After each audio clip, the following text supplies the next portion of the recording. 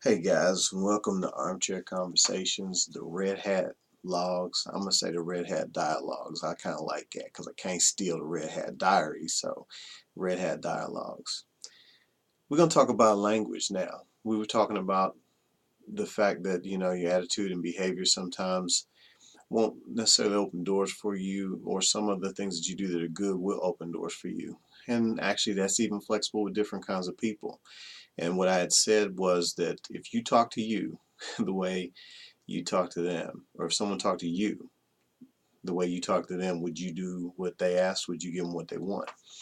Let's talk a little bit more about how you talk to yourself, though, because a lot of people don't even realize that they do this. But how many times a day do you say stuff like, "Oh, I'm stupid," or "Oh man, I'm just making it," or "I drive myself crazy," or "I you know, mine was not bad for an old man." Um, those type of things, you don't even realize sometimes that you're saying them to yourself. You don't realize that you're, telling yourself these things and reinforcing maybe something that either you used to believe about yourself and don't want to believe anymore, or that you still believe about yourself that might actually be hurting your sense of self-esteem subconsciously, or your understanding of what you are, what you can have, and what you can be and do. So I'm going to ask you to examine it. Don't get all, oh, I got to examine every last word I say about myself. Because honestly, you have 16,000 plus thoughts a day. It's really not possible to check every last one of them. But even if you just check a few, you might be surprised at what that'll do for your life. Um, Case in point, I really like the idea of saying good things to yourself. I learned a technique from Louise Hay called the mirror technique, and she will stand in front of a mirror and actually say good things to herself every day. Tell herself that she loves herself. Tell herself that she's beautiful, that she's smart, that she's capable.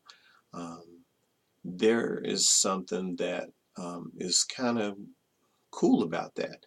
But for some people, that's going to be way too much and a little bit uncomfortable. But I'll say, give it this thought. Whenever you catch yourself saying something negative about yourself, like you're stupid, or you're dumb, or you're slow, or whatever, because I always say I'm slow. I particularly used to say that in my job. I'm slow, or I don't know certain things, or whatever. And it's not that that's not true, okay? But if you want to be something else, you have to tell yourself that until you believe it. People talk about faking it until you make it. Well, absolutely, I think that is something that is useful and necessary sometimes when you can't see any other way to get where you're trying to go. So let's talk a little bit about how you talk to yourself. You can replace some of the things you say about yourself, and they can become just as much a habit as the things you say now. Like, for example, this is my favorite example about the brain and about saying things to make yourself believe it. How many times do you say you can't find something when you just maybe don't want to go look for it, or you don't think you can find it because of some other things that are chained together about how you believe about yourself? And somebody will tell you to do something, you'll say, well, I can't do that because I can't, whatever. Or, I would never do that because I'm this or that. Like, have you ever been skydiving? Oh man, I'd never do that, because I don't like heights. You may have never done that before. You don't know. But that's what you've told yourself, and you've told yourself it enough that you believe that. Or if you believe that you can't do certain thing, anything, you can't go a certain place, you can't learn a certain thing because you're dumb, or you might actually have a true physical handicap. Like, for example, that you're dyslexic, for example. Did any of you guys know that Einstein was dyslexic? Um, Theory of relativity, guys. Dyslexic. Okay, do you think he told himself that he couldn't do formulas and numbers and math because he was dyslexic? I don't think so. I was really amazed at some of the things that I've learned about different people.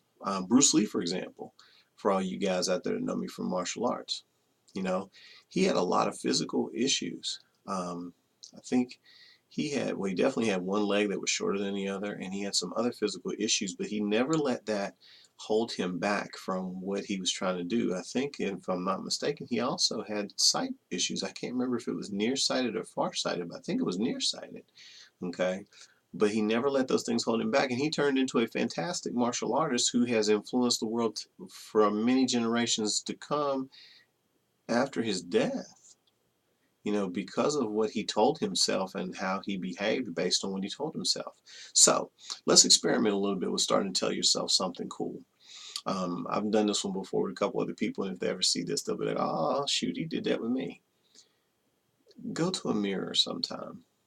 And it's going to be probably one of the most uncomfortable things you've ever done, because most of us look at a mirror to make sure to pick apart our flaws to correct them. Like if our hair is out of place and we need a little makeup here, a little makeup there, a little trim here, we need that lined up or whatever. But just go to a mirror once in your life. I'd like to see you do it once a day and just look at yourself in the mirror. Just your face for now, okay? There's other things you can do later, but just look at your face for now. Look yourself in the eye and just say to yourself, I'm powerful, I'm beautiful, and I'm excellent. There's actually a song out called Powerful, Beautiful, Excellent. It's an older song by PBE. I don't think it ever really took off, but Powerful, Beautiful, Excellent. I can't remember the artist, but it's an actual song. But just once a week, say, for starters, because, again, if it's something you're very uncomfortable with and you really don't realize that you don't feel good about yourself, this is going to be difficult. But just once a week, look in the mirror and say, I'm powerful, I'm beautiful, I'm excellent. Just once a week. When you can stand it, twice a week, then 3 times a week, then every day. It might take you a year to get to every day, but I guarantee you, if you do it solid every week for the first month, you'll be willing to do it twice and then 3 times. And what's funny is maybe after the 3 times a week, you'll start actually believing that about yourself. And you might notice that you'll do other things in your life based on this new belief that you're ingraining into your consciousness. Because, see, your subconscious doesn't really care what you say. It'll do whatever you say. It'll take care of whatever you ask. It'll work it around in your mind to do that. If you ask how, it'll give you all the reasons how. But if you ask why or why not, it'll give you all those reasons too. If you say, I can't afford it because I don't have any money. You say that often enough, your subconscious, which doesn't care about the outcome, it just does what you tell it, will find ways to make you sabotage yourself, spend money where you don't have it, mess up your bills and pay too much knowing that you don't have enough left over, to put you where you say. If you ask, how can I afford it though? You might start coming up with creative ideas as to how you can either earn more money at the job that you're at, or if there's a salary and there's a cap on what you can earn there, find other ways to earn income.